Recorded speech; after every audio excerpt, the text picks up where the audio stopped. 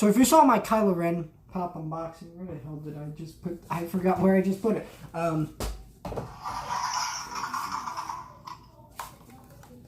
That unboxing. I did upload a Kingpin unboxing on my second channel, Chan's Random Vlogs. So you can check that out. Of course, I am still sick and I'm trying to get better so I can go back to school by at least Tuesday, because there's no school on Monday because it is President's Day. So I am still going to try to get some stuff done and clean my room. It is a mess. I have not cleaned it in a really long time. I still need to vacuum, to sweep, to get things done, and I'm so sick. Oh my gosh. But sorry if my voice sounds all cloggy and kind of gross on camera. That's why. But if you want to see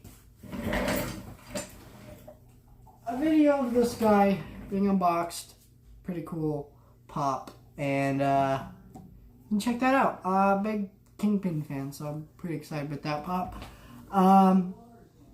This is a movie that I bought a 2 or 3 weeks ago. I think I bought this for about $3 at a swap meet. This is not a movie I necessarily love. I'm a big Queen fan. And I'm a big Freddie Mercury fan. I think they're all geniuses. They all work together to make incredible art that is like such experimental, interesting stuff. Just their music videos, their lyrics, their instrument experimentation, vocal experimentation, just all these different things come together and make really good songs. Some of the best songs, I think, ever in music history, especially Bohemian Rhapsody. And I was a Queen fan, I would say, before this, not really knowing. Well, I did kind of know what Queen was. Like, I'd listened to some of their songs, and I grew up listening to Another One, All Their Greatest Hits, Another One Bites the Dust, and another one does, and another one does, another one bites the dust, and stuff like that. I know all their lyrics. I know all their songs. I've actually listened to every single song they've ever made, ever. That's how big of a fan I am of Queen. I've done the same, honestly, for the Beatles. And like the Beatles, for me, a lot of their songs I've heard before, and I'm like, yeah, it's not as good as this song or that song. But then I grow more love for even those songs and things like that. And I'm a huge fan of all their music. In the same way I am for the Beatles. I have this huge affection for Queen. Freddie Mercury is a weird guy, okay? And this movie was going to be made, a rated R movie, that was going to be a deep dive into what Freddie Mercury and kind of what makes him tick and the psychology, I guess, kind of behind this person. We didn't really know too much about this, but we knew it was going to be rated R, and they were going to deep dive into Freddie Mercury as a person and what made the man tick. And that got shut down because the bandmates decided, no, we don't want to do this because it would damage the legacy of Freddie Mercury, which is just bullcrap. First of all, Freddie Mercury, this is one of my favorite bands right here, The Who. Okay? The lead singer in the band The Who is a freaking pedophile. Okay? His legacy is not damaged. I guess they were worried about cancel culture, which is the culture that likes to take somebody or something that is now deemed offensive or they've done something bad in the past and re-dig it back up and get this person fired and removed and things like that. And sometimes it's justified, like with Bill Cosby, and things like that. Sometimes it's not justified, like Michael Jackson. He is dead. You cannot still prove whether or not he actually did it. Fine. It's innocent until proven guilty. That's the way our justice system is supposed to work here in America. And you have no definitive proof that this man did it. And I'm not going to sit there and victimize a dead person for something that we don't even know for sure he did it. So that's the way I feel about all that type of stuff. And I guess they were worried about that, but there are plenty of examples of people that made it out perfectly fine. Okay? Freddie Mercury's art is still going to be deemed amazing by a lot of people. It is amazing music. It is some of the greatest music ever created. Whether you like the music or not is a whole different story. It's fantastic music, though. And this got shut down. And I am actually incredibly disappointed by this because biopics are bad. They are bad. They are bad. I mean, they are fun, but they're bad. There are some good ones, like A Hard Day's Night is fantastic, but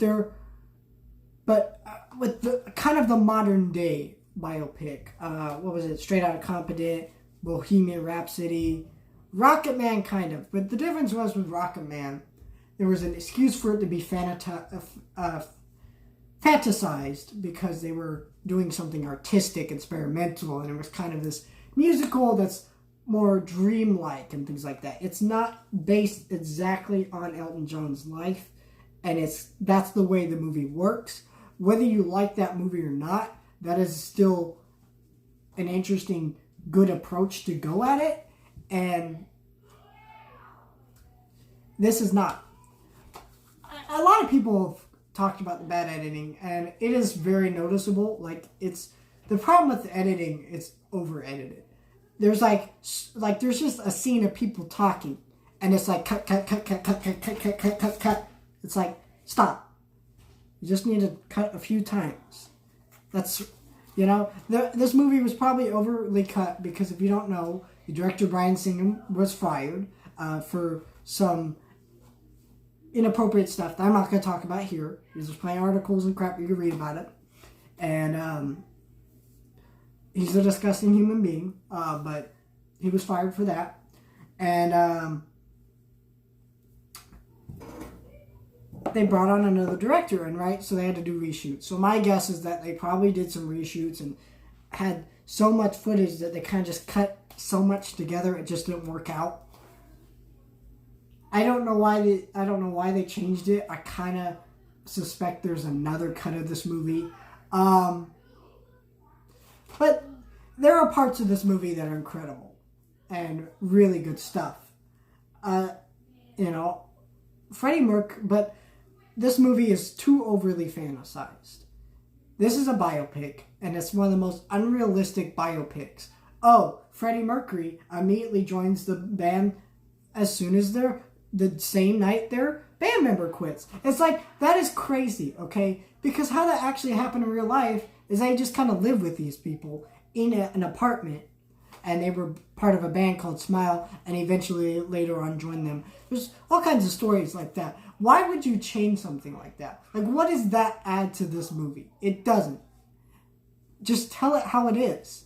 It makes it dumb because you're trying to overly fantasize this movie when it should just be about this band Queen. And it should be about what actually happened. You can change some things because, of course, every true story movie is going to change something about what actually happened. And whether you think that's bad or not, it's not. It really is not. I get annoyed at changes when they don't add anything or they change things for no reason. Like, why? Why change it?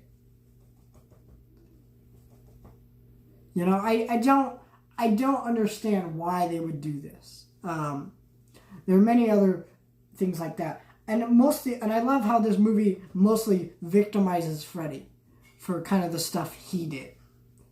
Like, Freddie Mercury, yes, is kind of a messed up guy. He had many problems, and he was kind of a really interesting character, but they kind of victimized him a little bit by making it all about Freddie and kind of the bad stuff he did. And they always made sure the surviving band members came out on top. Like, they're all good guys and they would never do anything wrong, which is like bullcrap. Like, they always left the parties on time. They always did that. I think this is just horrible writing. I mean, it's just garbage. Because it victimizes Freddie a little bit. It makes him seem like, because at the end of the day, these are all celebrities. They all do bad things and inappropriate things. It's kind of the whole celebrity thing nowadays. And you could argue quite a bit in the past too, but you know. It's really disappointing because if the whole movie had been more like the stuff at Live Aid when they're doing that whole thing. I've actually seen the whole Live Aid performance. Obviously, I was not there. I was not alive for it. I do not live in London. But Live Aid is really cool. And when they did that whole sequence, that sequence was uploaded on YouTube and the original version of it. I have seen that. And shot for shot, they recreated that sequence, like down to this man literally having Pepsi cans on the piano next to him, which he had during the actual Live Aid, and just the simple dance moves and stuff. Part of it was actually cut out of the movie, which I don't really understand. Like, why would you do that? Sometimes studios just mess with movies so much that it really breaks it, and that's what happened here. They cut part of Live Aid. Like, why? It's what everybody loves about the movie. You cut it for kind of no reason. It's just like a few extra more minutes, and it's actually part of the actual sequence. And yeah, I mean, I also don't like that a lot of these movies, these biopics, only focus on these people's greatest hits. It's kind of ridiculous how this movie goes. Like, there's a part where Freddie Mercury, he creates a song, and then he creates another song, and then they become hits, and then he creates a hit, and it's a sequence. It's repeated sequences of they're in a room going, what should we do for this song? Oh, let's do that, and then they do that, and it immediately becomes a hit. Like, this is not how it happened, and it's ridiculous, and it's way too dumb and unbelievable for me to get invested or really care about. It's just dumb. I think this is, yes, an entertaining and fun movie, and I like it for that reason, but I'm not going to call this a good movie. It's not good. There are many parts of this movie I do like, but unfortunately, it just disappointed me. Because there are ways to do biopics better. Again, Hard Day's Night. Haven't seen it? You should. It's really great. It's on Criterion, which is a great company. Which is a great company that like puts out Blu-rays of movies like these, and they make original artwork. Puts out they put out like Blu-rays, and they put out like commentaries and stuff, and they come with booklets, and it's all kinds of exclusive bonus feature that you won't get on normal Blu-rays, because this is on a normal Blu-ray, but that Blu-ray does not have the audio commentary and things like that. So these are just way better releases. If you can kind of see this, it's kind of worn because how much I actually watched this movie, because this is actually one of my favorite movies ever made. So if you can kind of see, it's a little bit torn. But yeah, same thing with actually Seven Samurai. It's a little bit less so, because Seven Samurai, I never actually have time to watch the entirety of the movie. It's about 3 hours long, almost, with an intermission. So yeah, it's kind of a hard one to sit down and watch, but it's a great movie.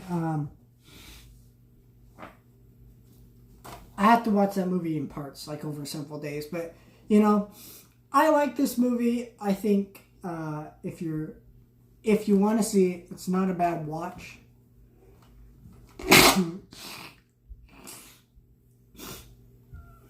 You should check it out. Rami, I don't know how you say his name, does a great job as Freddie. I mean, actually, someone who's actually watched many documentaries and clips of just Freddie Mercury talking and listened to his albums, and I love Mr. Bad Guy. Fantastic album. If you want to see a man like break down psychologically, well, I don't even want to say psychologically, but like slowly just have a mental breakdown, I guess that's what psychologically means. I don't know what I'm saying, but he breaks down through this album, like talking about how he's Mr. Bad Guy, and everybody's kind of afraid of him.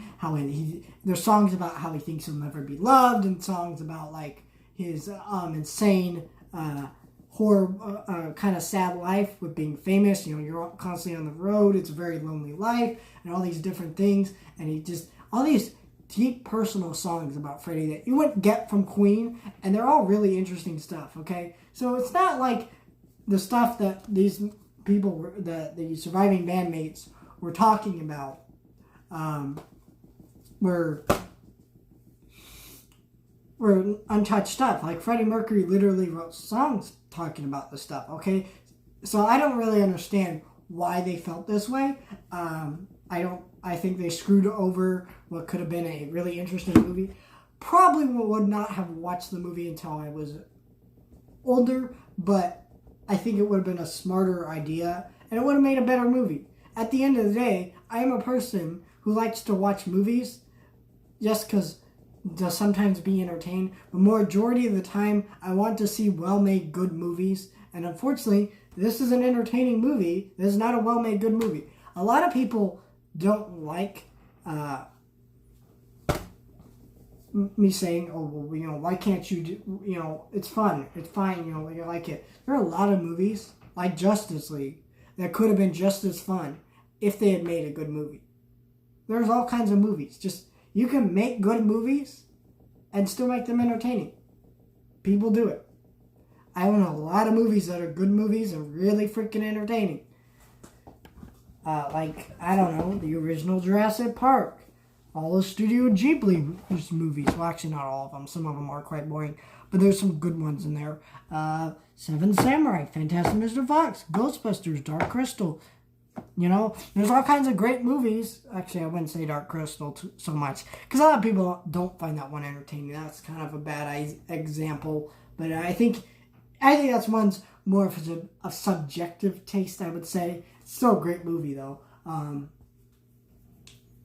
You know, but there's tons of examples like that. And I just don't agree with the idea of you being objective, like objecting to any sort of criticism to a movie you like because you find it entertaining. Because there's ways to make good movies and still make them entertaining. People do it all the time. And that's kind of a very general audience mindset, is it doesn't matter as long as the movie was entertaining. Which is like, it's a really bad mindset if you're going to review movies. I'm sorry, it just is. Because it doesn't make good movies. It really doesn't. It makes a good time at the movies, but it doesn't make a good movie.